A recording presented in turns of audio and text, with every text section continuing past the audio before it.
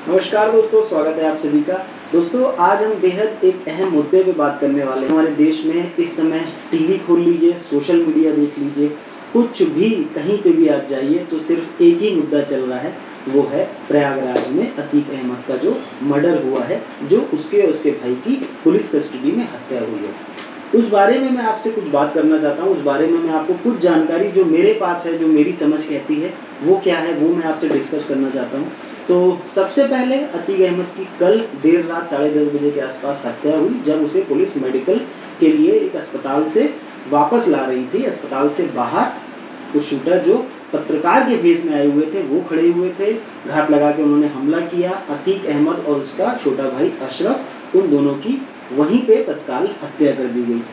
अब सवाल ये है कि वो तो एक माफिया था, तो एक माफिया के प्रति यदि किसी की सहानुभूति हो, यदि माफिया के प्रति कोई एक हमदर्दी का भाव दिखाए, और वो भी हमारे कुछ पॉलिटिशियन, हमारे राजनीतिज्ञ जो बड़ी बड़ी पार्टी से बिलोंग करते हैं, चाहे वो समाजवादी पार्टी हो, चाहे वो कांग्रेस हो, चाहे वो बहुजन समाज पार्टी हो, और या फिर AIMIM जो असदुद्दीन की पार्टी है। तो इन सब का जो मैं कल से लेके अभी तक जो विधवा विलाप देख रहा हूँ, मैं माफ़ी चाहूँगा अपने शब्दों के लिए, जो विधवा विलाप ये लोग कर रहे हैं कि ऐसा नहीं होना चाहिए और उसको इनकाउंटर में मार दिया, और ये पुलिस की साजिश है, प्रशासन सरकार की साजिश है, और इतनी जो तकलीफ है उनके चेहरे पे जो दिख रही है, उनके शब्दों में जो दिख रही है ना, मैं लिटरली बता रहा हूँ, हैरान हूँ। एक माफिया जो पिछले 44 साल से उत्तर प्रदेश में आतंक का पर्याय बना हुआ था, जिसने गरीबों को सताया, गरीबों की ज़मीन लूटी, यहाँ तक कि व्यापारियों को नहीं छोड़ा और पुलिस वालों तक को नहीं छोड़ा। सैकड़ों मुकदमे बता रहा हूँ, 100 से ज़्यादा मुकदमे उस अतीक अहमद पे चल रहे थे। हालांकि सज़ा एक पे भी नहीं हुई। हाल में एक मुकदमे में जिसे सज़ा हुई उम्र कैद की, वो था उमेश पाल का, जो अपहरण हुआ था। उसके अलावा किसी में भी अभी तक एक भी सज़ा नहीं। सोचिए उसका खौफ, उसका रसूख क्या होगा उस आदमी का, कि 100 से ज़्यादा मुकदमे हैं, पिछले 44 साल से वो आतंक का पर्याय है उत्तर प्रदेश में, लेकिन उस पे आज भी एक भी सज़ा नहीं हो पाई थी। तो इस व्यक्ति पे, ऐसे व्यक्ति, और जिसका पूरा परिवार उमेश पाल हत्याकांड में शामिल है, पूरा CCTV फुटेज है जो पूरे देश, पूरी दुनिया ने देखा, किस तरह उसके बेटे ने गोलियां चलाई, उसके शूटरों ने चलाई। लेकिन उन लोगों के प्रति जो सहानुभूति हमारे पॉलिटिशियन लोग दिखा रहे हैं, कुछ पार्टी के और कुछ मीडिया वाले भी हैं, जो लगातार ये सवाल उठा रहे हैं, अरे कैसे मार दिया, पुलिस वालों ने गोली क्यों नहीं चलाई, उसके सामने मार दिया, 40 सेकंड 50 सेकंड तक फायरिंग करते रहे। तो उनसे मेरे भी कुछ सवाल हैं, मुझे लगता है ये वीडियो देखने के बाद आपके मन में वो सवाल उठेंगे। तो सबसे पहले मैं आपको इस पूरी कहानी का जो विस्तार है, उसके लिए मैं आपको करीब 19-20 साल पहले लेके जाना चाहता हूँ। हालांकि वो कहानी 44 साल से चल रही है, जैसा मैंने बताया, भाई साहब 44 साल से गुंडई कर रहे थे। लेकिन 19 साल पहले, यानी कि आज से 19 साल पहले 2004 में जब लोकसभा चुनाव हुआ, तो समाजवादी पार्टी ने उन्हें फूलपुर से सांसदी का टिकट दिया। समाजवादी पार्टी ने वो वहाँ फूलपुर से लड़े, चूँकि उनका रसूख था, सरकार थी उत्तर प्रदेश में उनकी, इसलिए वो जीत गए। 2004 में वो सांसद बने। चूँकि इससे पहले वो इलाहाबाद की एक सीट से विधायक थे, तो सांसद बनने के बाद जाहिर सी बात है विधायकी की सीट खाली हो जाती है, उपचुनाव होता है। तो उन्होंने अपने छोटे भाई को चुनाव लड़वाया, अशरफ को। एक तरह से कह सकते हैं 2004 में उसने अपने भाई को लॉन्च किया, अपने उत्तराधिकारी के रूप में कह सकते हैं आप। अब उस चुनाव में राजू पाल ने अतीक अहमद के छोटे भाई को हरा दिया, वो विधायक बन गया। अब ये बात उनको बेहद पसंद नहीं आई, जाहिर सी बात है पसंद तो आएगी नहीं। उनके मान सम्मान पे आ गई, रसूख पे आ गई कि इलाहाबाद में, उस समय इलाहाबाद था, अभी प्रयागराज हो गया, तो इलाहाबाद में ऐसा कौन पैदा हो गया जो मुझे चुनौती दे सकता है। सरकार मेरी, सत्ता मेरी, ताकत मेरे हाथ में, और कोई एक आदमी मेरे सामने खड़ा होकर मुझे या मेरे भाई को चुनाव हरा दे, ये कैसे हो सकता है। तो वहाँ से वो कहानी शुरू हुई। उसके कुछ दिन बाद, करीब शायद जनवरी 2005 की बात रही होगी, राजू पाल को दिन दहाड़े गोलियां मारी गई। अतीक अहमद के शूटरों ने राजू पाल को गोली मारी। वो अपनी क्वालिस कार से जा रहे थे और कहते हैं 18 से 19 गोलियां उनको मारी गई, राजू पाल को, दिन दहाड़े इलाहाबाद की सड़कों पर। और उसके खौफ का आलम देखिए, और उसका जो क्राइम का एक तरीका है वो देखिए कि गोली मारने के बाद जब स्थानीय लोगों द्वारा उसे अस्पताल ले जाने की कोशिश की गई, क्योंकि उस समय उसकी सांसें चल रही थी, तो उन शूटरों को ये लगा कि कहीं ये बंदा बच ना जाए इतनी गोली खाने के बाद, तो 5 किलोमीटर उस गाड़ी में उसमें उसे जो अस्पताल ले जाया जा रहा था, वहां पे 5 किलोमीटर तक फिर उसका पीछा किया गया और फिर एक बार घेर के उसको गोली मारी गई। सोचिए जो क्राइम है उसका आलम उत्तर प्रदेश में 2005 में क्या रहा होगा। 18 से 19 गोलियां राजूपाल को मारी गई, वो मृत हुआ, मर गया और वो केस आज भी चल रहा है। ये आलम रहा है अतीक अहमद का इलाहाबाद और पूरे उत्तर प्रदेश में उसकी गुंडई का, उसके इस आतंक के साम्राज्य का।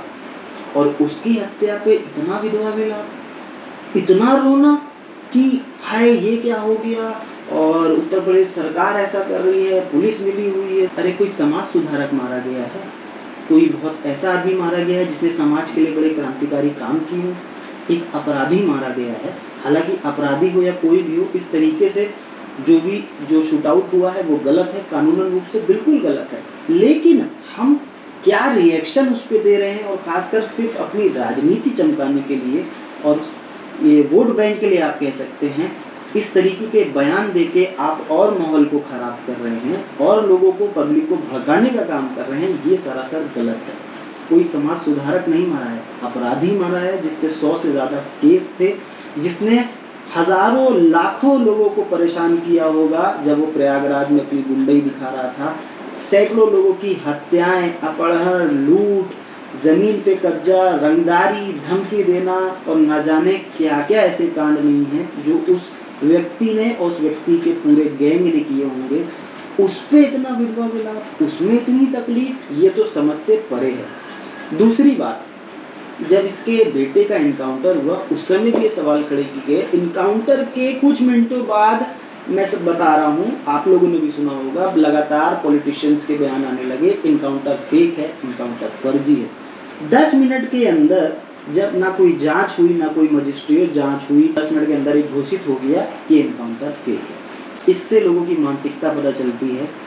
जब अतीक अहमद सैकड़ों घरों को बर्बाद कर रहा था, सैकड़ों लोगों की जान लेने के बाद उनके पूरे परिवार को तहस नहस कर दिया, जब लोगों को उसने मारा होगा तो उसके भी तो बच्चे होंगे, वो भी तो अनाथ हुए होंगे, उसकी भी बीवी होगी, वो भी अपने पति को खोकर विधवा बनी होगी, उसका पूरा परिवार नष्ट हुआ होगा।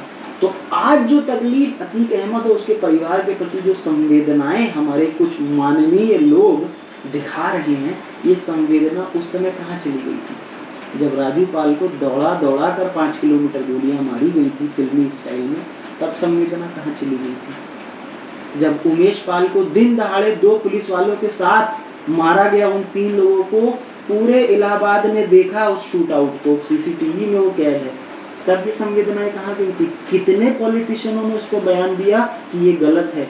अतीक अहमद या उसके परिवार या उसके गैंग में किसी ने भी यदि ये किया है तो ये सरासर इसका हम विरोध करते हैं। किसी के परिवार को तबाह करने का अधिकार किसी को नहीं है। ये संवेदनाएं कहाँ चली गई थी उस समय? दोस्तों, उसके आतंक और खौफ का अगर मैं आपको एक उदाहरण बताऊं कि उस समय जब उसका चरम पे था वो खौफ, उसके केसेस को सुनने से इनकार कर दिया था 10 के 10 जजों ने। 10 जजों ने अपने आप को अलग कर लिया था उसके मामले से, और 11वां जज जो सुनने को तैयार हुए थे, जो हमारे जज साहब, उन्होंने उसको बेल दी थी।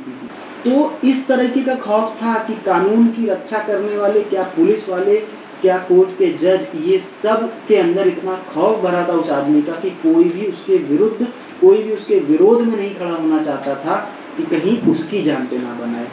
ये आलम था उसके खौफ का। और उस आदमी के लिए इतना विधवा मिला, इतनी तकलीफ उसके मरने पे, जैसे कोई बहुत बड़ा समाज सुधारक मरा हो।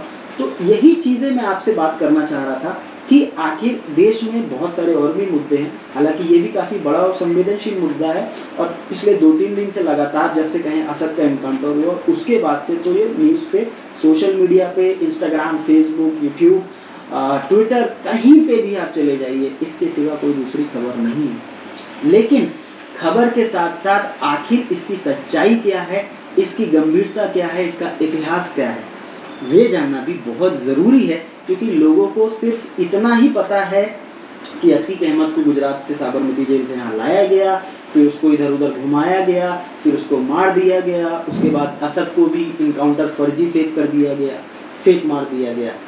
ये सच्चाई नहीं है। यदि कुछ गलत हुआ है तो अदालत है, कानून है, सज़ा मिलेगी जिसने भी गलत किया है। लेकिन जिसके ऊपर सैकड़ों से ज़्यादा केस हों, जिसने हज़ारों लोगों के परिवार को तबाह किया हो, उसके प्रति इतनी सहानुभूति और इतनी दया भावना जो दिखाई जा रही है कुछ लोगों द्वारा, वो मेरी समझ से तो बाहर है।